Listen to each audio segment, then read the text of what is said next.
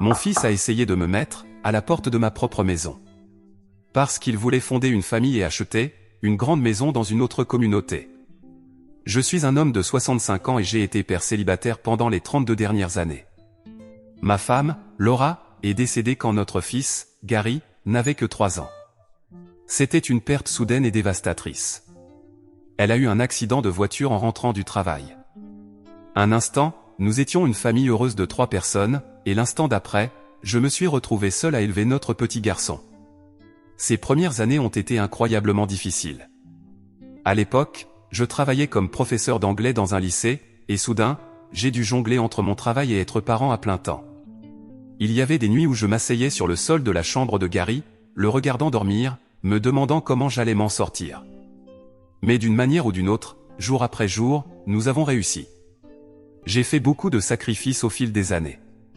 J'ai refusé des promotions qui auraient exigé des heures plus longues ou des déplacements. J'ai raté des événements sociaux et des occasions de sortir, car Gary passait toujours en premier. Mais je ne l'ai jamais regretté. Gary était tout pour moi, et le voir grandir en un jeune homme heureux et en bonne santé rendait tout cela utile. À mesure que Gary grandissait, les choses devenaient plus faciles à certains égards et plus difficiles à d'autres. Les défis pratiques liés à l'éducation d'un enfant diminuaient, mais les défis émotionnels s'intensifiaient. Gary a commencé à poser plus de questions sur sa mère, et j'ai fait de mon mieux pour garder sa mémoire vivante pour lui. Nous regardions ensemble des albums photos, et je lui racontais des histoires sur elle. C'était à la fois doux et amer, mais je voulais qu'il sache à quel point sa mère l'avait aimé. Malgré les défis, Gary et moi avions une excellente relation.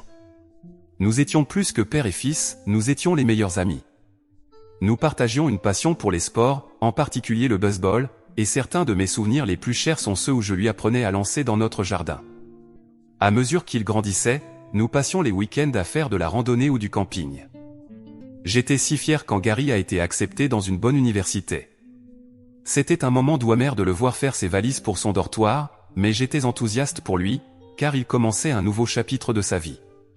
Nous sommes restés en contact étroit pendant ces années à l'université. Il m'appelait pour demander des conseils sur tout, de ses cours à ses soucis amoureux, et je chéris ces conversations. Après l'université, Gary est revenu vivre à la maison pendant qu'il cherchait un emploi. C'est à cette époque qu'il a rencontré Jane. Elle était intelligente, belle et venait d'une famille riche. Au début, j'étais heureux que Gary ait trouvé quelqu'un qui le rendait si heureux. Mais avec le temps, j'ai commencé à remarquer des changements dans son comportement. Il est devenu plus concentré sur les choses matérielles, toujours à parler des restaurants chics où Jane l'emmenait ou des cadeaux coûteux que ses parents lui achetaient. J'ai essayé de ne pas m'en soucier, en me rappelant que Gary était un adulte et avait le droit de vivre sa vie comme il l'entendait. Mais je ne pouvais pas m'empêcher de sentir qu'il devenait quelqu'un que je ne reconnaissais pas. Lorsque Gary a annoncé que lui et Jane allaient se marier, j'étais heureux pour eux, même si j'avais des réserves. J'ai proposé d'aider aux frais du mariage, mais Gary a insisté pour que les parents de Jane s'occupent de tout. Le mariage était un événement somptueux, bien plus extravagant que tout ce à quoi notre famille était habituée. Je me sentais mal à l'aise parmi la famille et les amis de Jane, mais j'ai fait bonne figure pour Gary. Après le mariage, Gary et Jane ont emménagé dans une belle maison dans un quartier chic. C'était un contraste frappant avec la modeste maison où Gary avait grandi. Ils m'invitaient parfois à dîner, mais je me sentais toujours comme un étranger dans leur maison moderne. Jane était polie mais distante, et je ne pouvais pas m'empêcher de sentir qu'elle me considérait comme un embarras. Avec le temps, j'ai vu de moins en moins Gary. Il était occupé avec son travail de haut niveau et son nouveau style de vie. Lorsque nous parlions, nos conversations semblaient superficielles. Mon fils me manquait, mais je me disais que cela faisait partie du processus naturel de grandir et de fonder une nouvelle famille. Puis, il y a environ 6 mois, j'ai pris une décision qui allait tout changer. J'ai décidé de prendre ma retraite de l'enseignement. J'avais 65 ans et, après 40 ans passés dans une salle de classe, je sentais que c'était le moment. J'étais excité à l'idée d'avoir plus de temps libre, peut-être de voyager ou de me lancer dans de nouveaux passe-temps. Quand j'ai dit à Gary que j'avais pris la décision de prendre ma retraite, sa réaction m'a surpris. Au lieu d'être content pour moi, il semblait préoccupé. Il m'a posé des questions sur ma situation financière, voulant savoir si j'avais suffisamment épargné. Je lui ai assuré que j'avais été prudent avec mon argent au fil des ans et que j'avais une bonne pension. Je n'étais pas riche, mais j'avais assez pour vivre confortablement. C'est alors que Gary a suggéré que je vende ma maison et que je m'installe avec lui et Jane. Au début, j'étais touché par cette offre. Je pensais que c'était un signe que Gary voulait renouer des liens et qu'il souhaitait que je fasse de nouveau partie intégrante de sa vie. Mais ensuite, il a commencé à parler de la valeur de ma maison et de la façon dont l'argent de la vente pourrait nous aider tous. J'aimais ma maison, c'était là que j'avais élevé Gary et où nous avions fait tant de souvenirs ensemble. L'idée de la vendre ne m'était jamais venue à l'esprit. J'ai dit à Gary que j'appréciais son offre, mais que j'étais heureux là où j'étais. Il semblait déçu, mais n'a pas insisté. Au cours des semaines suivantes, Gary a commencé à appeler plus souvent, et chaque fois, il revenait sur l'idée que je devais vendre la maison. Il parlait de la façon dont je pourrais contribuer à leur ménage et comment ce serait une situation gagnant-gagnant pour tout le monde. J'ai commencé à me sentir mal à l'aise avec son insistance. Puis, environ un mois après ma retraite, Gary et Jane sont venus chez moi à l'improviste. Ils ont dit qu'ils voulaient parler de ma situation de logement.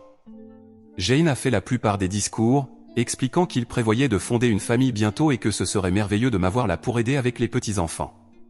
Mais il y avait quelque chose dans son ton qui me dérangeait, c'était comme si elle essayait de me vendre quelque chose. À mesure que la conversation avançait, il est devenu clair ce qu'ils voulaient vraiment. Ils avaient des vues sur une maison plus grande, dans un quartier encore plus exclusif, mais ils avaient besoin de plus d'argent pour la compte. Ils pensaient que si je vendais ma maison et que je déménageais avec eux, je pourrais investir l'argent dans leur nouvelle maison. En échange, j'aurais une chambre dans leur maison et ferais partie de leur famille. J'avais l'impression qu'ils essayaient de me manipuler, en utilisant la promesse de rapprochement familial pour s'emparer de mon argent. Je leur ai dit clairement que je n'avais aucune intention de vendre ma maison ni d'investir dans la leur. Gary avait l'air en colère, mais Jane est restée impassible, disant qu'il ne faisait que tenter de m'aider. Après leur départ, je me sentais ébranlé. Je ne pouvais pas croire que mon propre fils, le garçon que j'avais élevé seul, essaierait de me faire pression de cette manière. J'ai passé les jours suivants à réfléchir à notre relation, essayant de comprendre quand et comment tout cela avait si mal tourné. Une semaine plus tard, Gary m'a appelé. Son ton était différent cette fois. Il a dit que, puisque je n'étais pas prêt à être raisonnable, il n'avait pas d'autre choix que de prendre les choses en main. Il m'a informé que la maison dans laquelle je vivais était en réalité à son nom. J'avais acheté la maison quand Gary était encore un enfant, mais je me souviens l'avoir mise à nos deux noms lorsqu'il a eu 18 ans. Je pensais que c'était une manière d'assurer son avenir, sans jamais imaginer qu'il l'utiliserait contre moi. Gary a dit qu'en tant que copropriétaire, il avait le droit de vendre la maison et qu'il comptait bien le faire. Je ne pouvais pas croire ce que j'entendais. Mon propre fils menaçait de vendre le toit au-dessus de ma tête. Quand j'ai protesté, en disant que c'était ma maison, la réponse de Gary a été « Tu es à la retraite maintenant, papa. Tu n'es qu'un vieil homme inutile. Jane et moi devons penser à notre avenir. » Les semaines qui ont suivi ont été un cauchemar. Gary et Jane ont commencé à venir avec des agents immobiliers, insistant pour faire visiter la maison. Ils ignoraient mes protestations, agissant comme si je n'étais même pas là. Je me sentais comme un fantôme dans ma propre maison, regardant des étrangers se promener dans les pièces. Un jour, j'ai entendu Jane parler à Gary dans la cuisine. Ils ne se sont pas rendus compte que j'étais dans la pièce voisine. « Nous devons sortir ce vieux bon à rien d'ici », a dit Jane. « Je ne peux pas croire que tu l'aies laissé vivre à l'œil si longtemps. » La réponse de Gary a été tout aussi blessante, « Ne t'inquiète pas, on va bientôt se débarrasser de lui. Il a eu son temps, maintenant c'est le nôtre. » J'étais dévasté. Le fils pour qui j'avais tout sacrifié me voyait maintenant comme rien de plus qu'un fardeau. Je me sentais perdu et seul, sans savoir quoi faire ensuite. Voilà où j'en suis aujourd'hui. Mon fils et ma belle-fille essaient activement de vendre ma maison sans mon consentement. Ils ont clairement indiqué qu'ils me considèrent comme rien de plus qu'un vieillard inutile qui fait obstacle à leur plan. Je suis blessé, en colère, et effrayé pour mon avenir. Je n'aurais jamais imaginé qu'à 65 ans, je me retrouverais face à la possibilité de devenir sans abri à cause de la cupidité de mon propre fils. Comment ma relation avec mon fils en est-elle arrivée là? Mise à jour 1. Cela fait un mois depuis mon dernier message, et j'ai du mal à croire tout ce qui s'est passé. La situation avec Gary et Jane n'a fait qu'empirer, et je me retrouve dans une position que je n'aurais jamais imaginée. Après mon message initial, j'ai décidé de prendre des mesures. Je ne pouvais pas rester les bras croisés et laisser Gary et Jane vendre ma maison sans mon consentement. J'ai contacté un vieil ami, Dean, qui est avocat. Je connais Dean depuis l'université, et il a toujours été là pour moi. Lorsque je lui ai expliqué la situation, il a été choqué et s'est proposé de m'aider gratuitement. Dean a examiné les aspects légaux de ma situation. Il s'avère que, bien que le nom de Gary soit sur l'acte de propriété, il existe des lois qui me protègent en tant que résident de longue durée. Dean m'a expliqué que Gary ne pouvait pas simplement me mettre à la porte ou vendre la maison sans mon consentement. Cela m'a apporté un petit soulagement, mais je savais que la bataille était loin d'être terminée. J'ai décidé de confronter Gary et Jane. Je les ai invités à dîner, en espérant que, dans un cadre calme et familier, nous pourrions avoir une discussion rationnelle. J'ai passé toute la journée à préparer le plat préféré de Gary, un rôti avec tous les accompagnements. C'était le même repas que je préparais pour son anniversaire chaque année lorsqu'il était enfant. Lorsqu'ils sont arrivés, nous nous sommes assis pour manger, et pendant un moment, c'était presque comme avant. Nous avons parlé de choses banales, comme le travail et la météo. Finalement, j'ai décidé qu'il était temps d'aborder l'éléphant dans la pièce. Je leur ai parlé de ma conversation avec Dean. Je leur ai expliqué que ce qu'ils essayaient de faire n'était pas seulement moralement répréhensible, mais aussi potentiellement illégal. J'espérais que cette information les ferait réfléchir à leurs actions. La réaction de Gary n'a pas été celle à laquelle je m'attendais. Au lieu de reculer, il s'est mis en colère. Il m'a accusé de le menacer, d'essayer de le manipuler avec des termes juridiques que je ne comprenais pas. Jane a ajouté que j'étais égoïste et que je me mettais en travers de leur avenir. J'ai essayé de rester calme et de leur expliquer que je ne voulais menacer personne, que je voulais simplement garder ma maison, l'endroit où j'avais élevé Gary, où nous avions fait tant de souvenirs ensemble. Mais mes paroles semblaient tomber dans l'oreille d'un sourd. Le dîner s'est terminé avec Gary et Jane qui sont partis en claquant la porte, me laissant seul devant une table pleine de nourriture à moitié mangée. Cette nuit-là, j'ai feuilleté d'anciens albums photos, regardant des images de Gary en train de grandir. Je n'arrivais pas à concilier le garçon souriant de ces photos avec l'homme qui essayait maintenant de me prendre ma maison. Le lendemain, j'ai reçu une lettre d'un cabinet d'avocats représentant Gary et Jane. Ils contestaient mon droit de rester dans la maison, affirmant qu'en tant que copropriétaire, Gary avait le droit de la vendre. La lettre était remplie de termes juridiques que je ne comprenais pas, mais le message était clair, ils étaient prêts à aller en justice. J'ai immédiatement appelé Dean. Il m'a rassuré, mais m'a prévenu que les batailles judiciaires pouvaient être longues et épuisantes, à la fois émotionnellement et financièrement. Il m'a conseillé de me préparer à une lutte difficile.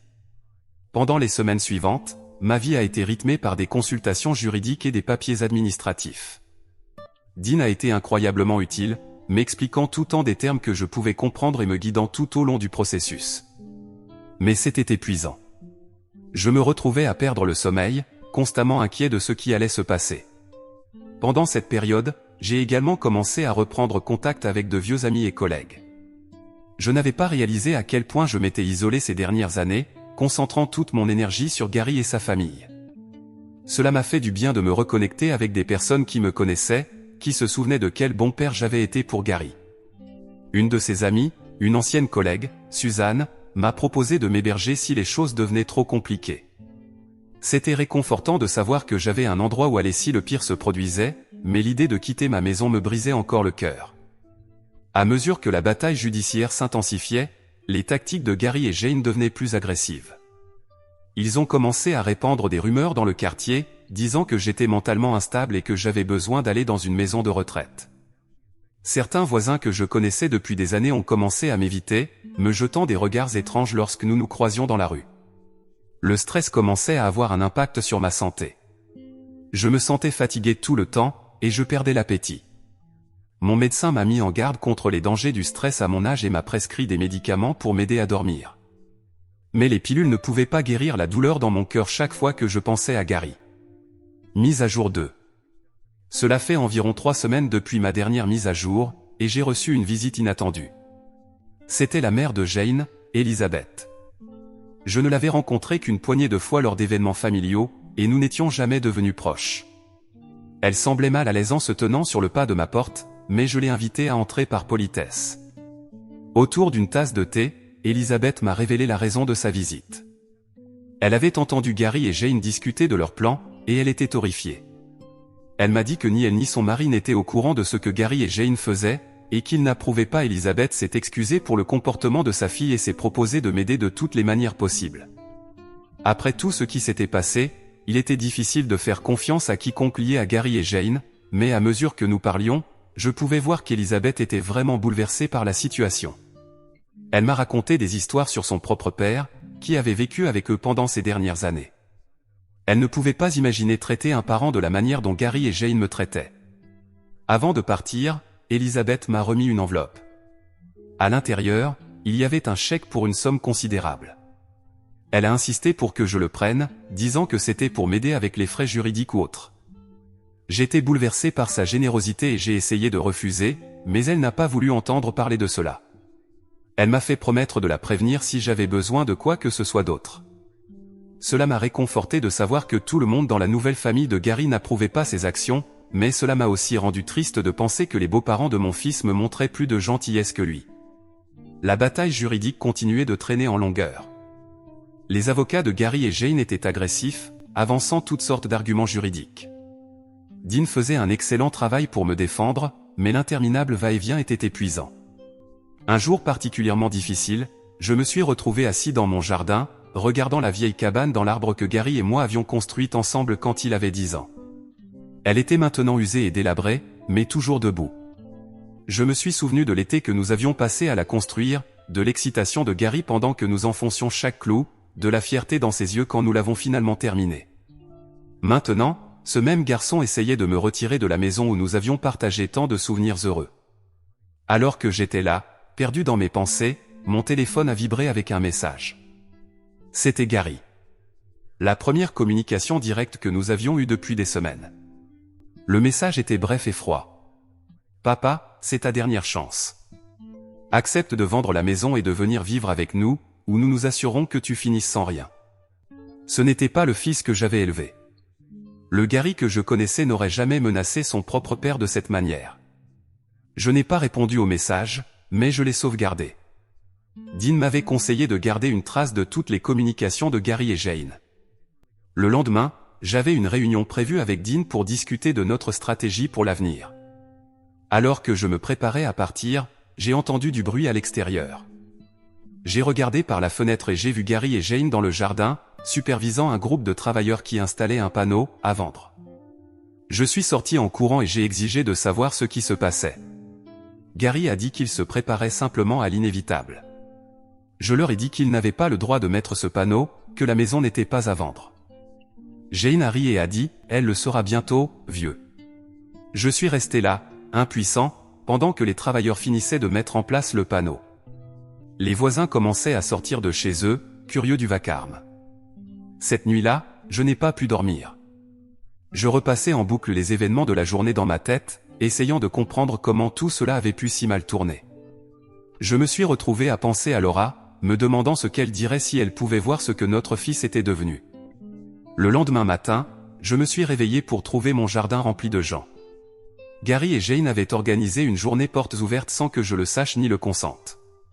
Des acheteurs potentiels parcouraient ma maison, examinant mes affaires comme si je n'existais pas. J'étais furieux. J'ai appelé Dean immédiatement, et il m'a conseillé de tout documenter, alors j'ai commencé à prendre des photos et des vidéos des gens dans ma maison, en veillant à capturer clairement les visages de Gary et Jane. Certains des acheteurs potentiels semblaient mal à l'aise lorsqu'ils ont réalisé que j'étais le propriétaire de la maison et que je n'avais pas autorisé cette visite. Au fur et à mesure que la journée avançait, de plus en plus de gens arrivaient. Gary et Jane agissaient comme des hôtes parfaits, montrant la maison aux gens, leur indiquant les caractéristiques comme s'ils avaient le droit de la vendre. J'ai entendu Jane dire à un couple qu'ils aidaient leur pauvre beau-père confus à faire la transition vers une maison de retraite. Ce mensonge éhonté m'a rempli de colère. J'ai essayé de parler à certains des acheteurs potentiels pour leur expliquer la situation, mais Gary et Jane continuaient de me barrer la route, détournant les gens. À un moment donné, j'ai entendu Gary dire à quelqu'un que je n'étais plus tout à fait sain d'esprit. À la fin de la journée, j'étais épuisé et le cœur brisé. Après que le dernier acheteur potentiel soit parti, Gary et Jane sont restés, clairement satisfaits d'eux-mêmes. Gary a eu l'audace de me dire que la journée portes ouvertes avait été un grand succès et qu'il y avait plusieurs personnes intéressées. Il a dit que je devrais commencer à faire mes valises. Je n'en pouvais plus. Des années de frustration et de douleur refoulées ont explosé. J'ai dit à Gary exactement ce que je pensais de lui, de l'homme égoïste et avide qu'il était devenu. Je lui ai rappelé tous les sacrifices que j'avais faits, tout l'amour que je lui avais donné. Je lui ai demandé comment il pouvait me faire ça, comment il pouvait trahir la mémoire de sa mère de cette manière. Pendant un instant, j'ai cru voir un éclat du vieux Gary dans ses yeux, mais ensuite Jane lui a chuchoté quelque chose à l'oreille et son expression s'est durcie. Il m'a dit que je vivais dans le passé, que je devais accepter que les choses avaient changé. Ensuite, ils sont partis, me laissant seul dans une maison qui ne me semblait plus être un foyer. Cette nuit-là, j'ai pris une décision. Je ne pouvais plus continuer à vivre ainsi, constamment sur mes gardes, attendant la prochaine attaque. Je devais reprendre le contrôle de la situation. J'ai appelé Dean et lui ai dit que je voulais engager une action en justice plus agressive. Il m'a averti que cela pourrait devenir moche, que Gary et Jane pourraient réagir encore plus violemment. Mais je m'en fichais. Je devais me battre pour ma maison, pour ma dignité. Les semaines suivantes ont été remplies de réunions juridiques et de comparutions au tribunal. Les avocats de Gary et Jane ont lancé toutes les accusations qu'ils pouvaient contre nous, mais Dean a été brillant. Il a présenté des preuves de leur harcèlement, y compris les vidéos de la journée portes ouvertes non autorisées. Il a plaidé mes droits en tant que résident de longue durée et copropriétaire de la propriété. Pendant tout le processus, Gary et Jane sont restés assis dans la salle d'audience, chuchotant entre eux et à leurs avocats, à peine me regardant. C'était comme s'ils ne me voyaient plus comme une personne, juste un obstacle à surmonter. Le stress de la bataille juridique avait des répercussions sur ma santé. J'ai perdu du poids, j'avais des problèmes pour dormir. Mon médecin s'inquiétait de ma tension artérielle et me recommandait d'essayer de rester calme. Mais comment pouvais-je rester calme quand mon propre fils essayait de me rendre sans abri? Alors que l'affaire judiciaire touchait à sa fin, j'ai reçu une autre visite surprise. Cette fois, c'était le père de Jane, Robert. Comme sa femme, il semblait mal à l'aise en se tenant sur le seuil de ma porte. Je l'ai invité à entrer, curieux de savoir ce qui l'avait amené là. Robert n'a pas tourné autour du pot. Il m'a dit qu'il était honteux du comportement de sa fille et déçu de Gary. Il a dit que lui et Elizabeth avaient élevé Jane pour qu'elle soit meilleure que cela, et il ne comprenait pas ce qu'il avait changé. Puis Robert a fait quelque chose que je n'aurais jamais attendu. Il s'est proposé d'acheter la part de la maison appartenant à Gary et Jane. Il a dit qu'il ne pouvait pas rester les bras croisés et les regarder détruire notre famille pour de l'argent. J'étais stupéfait par son offre et je ne savais pas comment répondre. Robert m'a assuré que ce n'était pas de la charité. Il a expliqué que lui et Elizabeth avaient prévu de donner une somme d'argent considérable à Jane et Gary pour un acompte sur une nouvelle maison de toute façon. Au lieu de cela, ils utiliseraient cet argent pour acheter la part de Gary dans la maison.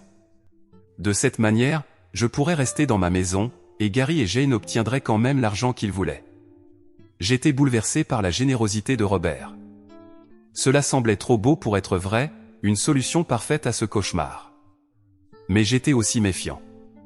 J'avais été blessé trop de fois au cours des derniers mois pour faire facilement confiance. J'ai dit à Robert que j'avais besoin de temps pour réfléchir à son offre et en discuter avec mon avocat. Il a compris et m'a laissé sa carte, me demandant de l'appeler une fois que j'aurais pris une décision. Le lendemain matin, j'ai appelé Dean et je lui ai parlé de l'offre de Robert. Il m'a conseillé d'être prudent. Nous avons convenu d'organiser une réunion avec Robert pour discuter des détails. La réunion a eu lieu au bureau de Dean quelques jours plus tard. Robert est venu avec son propre avocat, et nous avons passé des heures à examiner les détails de la proposition. À la fin de la réunion, nous avions conclu un accord qui semblait équitable pour tout le monde. Selon les termes de l'accord, Robert achèterait la part de Gary dans la maison, donnant à Gary et Jane l'argent qu'ils voulaient pour leur nouvelle maison. En échange, je conserverais la pleine propriété de ma maison. Il y avait bien sûr des conditions. Je devais accepter de ne pas vendre la maison pendant au moins 5 ans, et si je décidais de la vendre après cette période, Gary et Jane auraient le droit de préemption. Ce n'était pas une solution parfaite, mais c'était mieux que ce que j'aurais pu espérer. Je pourrais rester dans ma maison, et Gary et Jane obtiendraient leur argent. Peut-être, ai-je pensé, que cela mettrait fin au conflit. J'aurais dû savoir que ce ne serait pas si simple. Lorsque Gary et Jane ont appris l'accord, ils étaient furieux. Ils ont accusé Robert et Elizabeth d'interférer, de se ranger de mon côté contre leur propre fille. Gary m'a appelé, furieux, disant que j'avais monté ses beaux-parents contre eux. J'ai essayé d'expliquer que c'était une bonne solution pour tout le monde, qu'ils obtenaient toujours ce qu'ils voulaient, mais Gary n'a rien voulu entendre. Il a dit que j'avais empoisonné les parents de Jane contre eux, que je manipulais tout le monde. la conversation s'est terminée avec Gary me disant qu'il ne voulait plus jamais me revoir. Il a dit que, pour lui, il n'avait plus de père. Ces mots m'ont profondément blessé, plus que tout ce qui s'était passé jusqu'à présent. Malgré les objections de Gary et Jane, l'accord a été conclu. Robert a racheté la part de Gary dans la maison, et je suis devenu le seul propriétaire. Les procédures légales étaient enfin terminées, et le panneau « à vendre » a été retiré de mon jardin. Dans les semaines qui ont suivi, j'ai essayé de reprendre une vie normale. J'ai commencé à mieux m'occuper de moi-même, à manger correctement et à faire un peu d'exercice. J'ai appris par d'autres personnes que Gary et Jane avaient acheté la maison de leur rêve dans le quartier exclusif qu'ils avaient convoité. Je me suis demandé s'ils étaient heureux, si l'argent et la grande maison valaient ce qu'ils avaient fait pour les obtenir. Au fil des mois, j'ai commencé à accepter ce qui s'était passé. J'ai réalisé que, bien que ma relation avec Gary soit brisée, ce n'était pas par manque d'effort de ma part. Parfois, les gens changent d'une manière que nous ne pouvons pas prévoir ni contrôler. Mise à jour finale. Cela fait presque 2 ans depuis la bataille judiciaire et tout ce qui s'est passé avec Gary et Jane. Il y a environ 6 mois, j'ai reçu un paquet inattendu par la poste. C'était de Robert et Elizabeth, les parents de Jane. À l'intérieur, il y avait un album photo et une lettre. La lettre expliquait qu'ils avaient parcouru d'anciennes photos de famille et étaient tombés sur plusieurs images de Gary, prises lors de divers événements familiaux au fil des ans. Ils pensaient que cela me plairait de les avoir. C'était un geste gentil, et je l'ai apprécié plus que je ne pouvais l'exprimer. À la dernière page de l'album, il y avait une surprise, une photo récente de Gary et Jane, debout devant une maison. Jane tenait un petit panneau qui disait « Bébé à bord ». Ils allaient être parents. Je suis resté assis pendant un long moment, regardant cette photo. J'allais être grand-père. C'était quelque chose dont j'avais rêvé pendant des années, imaginant enseigner à mon petit-fils à jouer au baseball ou lui lire des histoires avant de dormir. Maintenant, cela allait arriver, mais je n'étais pas sûr de pouvoir un jour rencontrer cet enfant. Ce soir-là, j'ai écrit une lettre à Gary, obtenant leur adresse par l'intermédiaire de Robert et Elizabeth. Dans la lettre, je le félicitais pour le bébé et lui disais combien j'étais heureux pour lui. Je lui ai dit que je comprenais s'il ne voulait pas que je fasse partie de sa vie, mais que j'espérais qu'un jour nous pourrions nous réconcilier. Je lui ai dit que je l'aimais et que je l'aimerais toujours, quoi qu'il arrive. J'ai envoyé la lettre le lendemain, sans vraiment m'attendre à une réponse. Des semaines ont passé, et je n'ai rien entendu. J'ai essayé de ne pas trop y penser, de me concentrer sur les bonnes choses dans ma vie, mais je ne pouvais pas m'empêcher de penser à Gary et au bébé. Puis, un matin, environ 8 mois après avoir envoyé la lettre, je jardinais devant chez moi quand une voiture s'est arrêtée devant ma maison. À ma grande surprise, Gary est sorti de la voiture. Il avait l'air différent, plus vieux, plus sérieux. Il est resté là un moment, me regardant, puis, sans dire un mot, il s'est approché de moi et m'a pris dans ses bras. Au début, c'était maladroit, mais ensuite j'ai senti qu'il se détendait, et je l'ai étreint en retour. Nous sommes restés là un moment, sans rien dire. Quand nous nous sommes finalement séparés, j'ai vu des larmes dans les yeux de Gary. « Je suis désolé, papa », a-t-il dit. « Je suis tellement désolé. » Nous sommes entrés dans la maison, et autour d'un café, Gary a vidé son cœur. Il m'a dit à quel point il avait honte de son comportement, comment le stress de vouloir s'intégrer dans le monde de Jane avait changé ses priorités. Il a dit que devenir père lui avait fait réaliser à quel point il m'avait maltraité. Gary m'a expliqué que lui et Jane traversaient des moments difficiles. La pression de la nouvelle maison, le bébé en route, et la culpabilité de ce qu'il m'avait fait avaient mis une énorme pression sur leur relation. Ils avaient commencé une thérapie de couple, ce qui avait aidé Gary à voir à quel point il s'était éloigné des valeurs avec lesquelles je l'avais élevé. J'ai écouté les excuses et les explications de Gary. Pendant qu'il parlait, je pouvais voir le garçon que j'avais élevé, le fils gentil et attentionné qui avait été mon meilleur ami pendant tant d'années. Mais je pouvais aussi voir les changements en lui. Il était plus mature maintenant, plus conscient des conséquences de ses actions.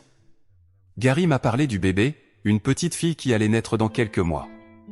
Il a dit que lui et Jane avaient beaucoup réfléchi, et qu'il voulait que je fasse partie de la vie de leur fille. J'ai été touché par cette offre, mais j'ai clairement indiqué que les choses ne pouvaient pas simplement revenir à ce qu'elles étaient avant. Trop de choses s'étaient passées, trop de choses blessantes avaient été dites et faites. Si nous devions avoir une relation à l'avenir, elle devait se faire sur de nouvelles bases. Gary a compris. Il a suggéré que nous commencions doucement, peut-être en nous retrouvant une fois par semaine pour un café, pour reconstruire progressivement notre relation. J'ai accepté. Lorsque Gary partait, il s'est arrêté à la porte. « Papa, a-t-il dit, je sais que je n'ai pas le droit de te demander ça, mais, envisagerais-tu d'être là quand le bébé naîtra?